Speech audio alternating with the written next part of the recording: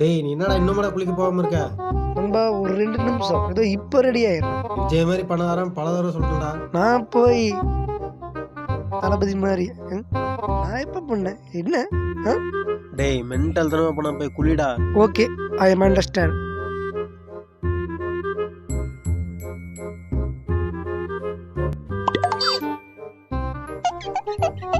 Few moments later. டேய் இன்னுமாடா குளிக்க போகாம இருக்க? நண்பா என்னடா? துண்டு பாத்தியா? அடி குளிடானா துண்டுங்க கேட்டு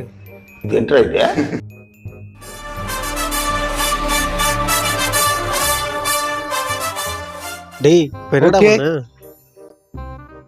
சரி சரி, நான் போய் ப்ரஷ் பண்ணிட்டு குளிச்சுட்டு வந்துடுறேன்.